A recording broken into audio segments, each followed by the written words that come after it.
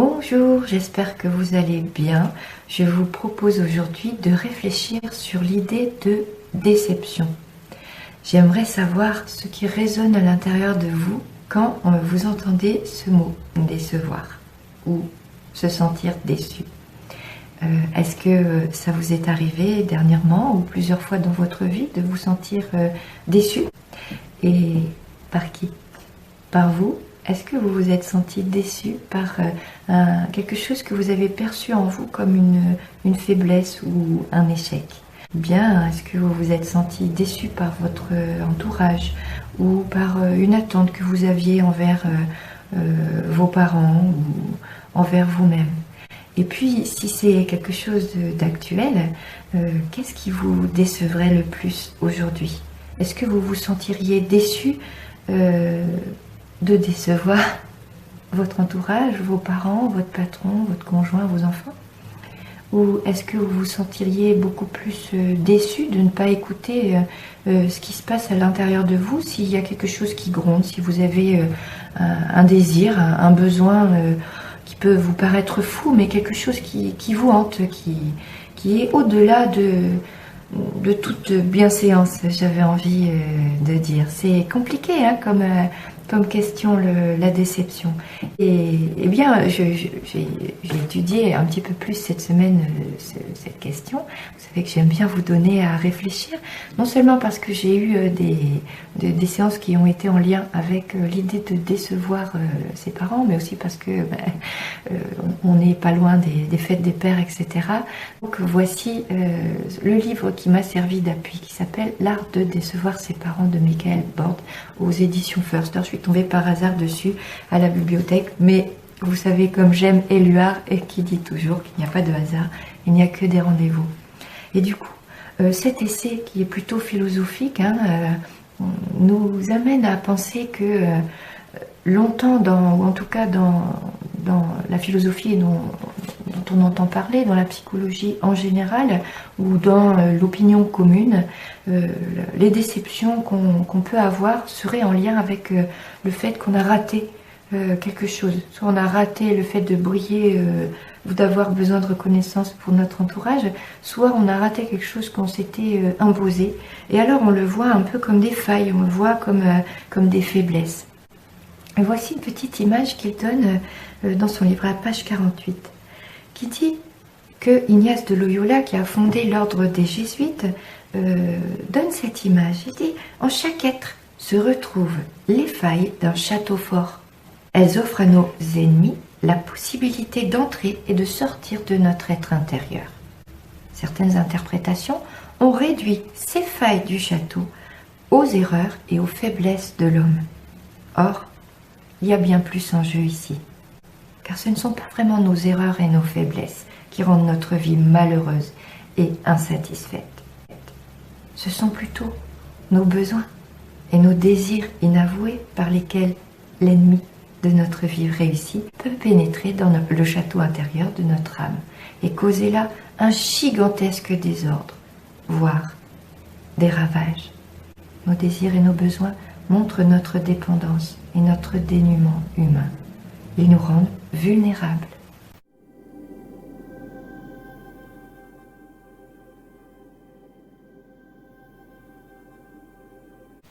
Alors qu'est-ce que vous en pensez de remplacer l'idée d'erreur et de faiblesse par l'idée de désir et de besoin inavoué?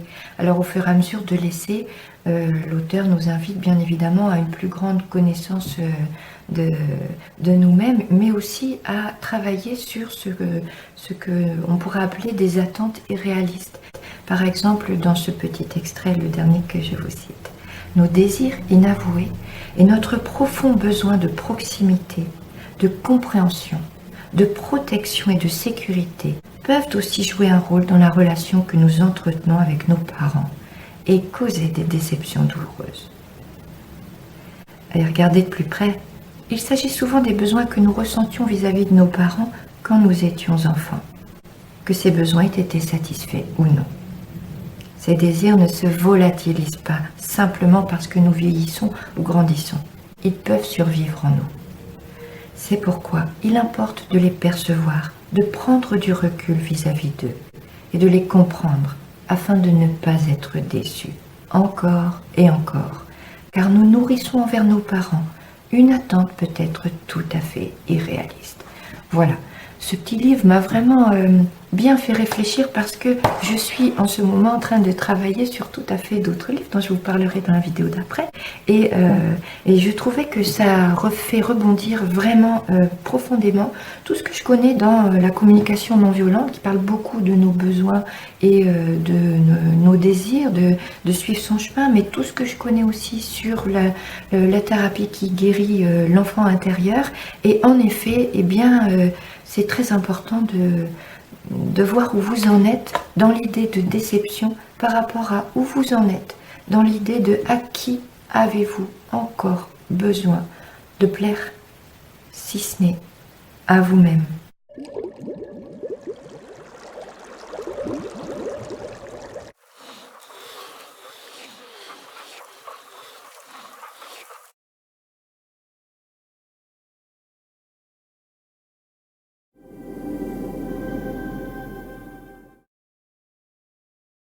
Voilà, alors comment fait-on pour sortir de ces attentes irréalistes et comment fait-on pour guérir son enfant intérieur, se retrouver dans une situation de paix?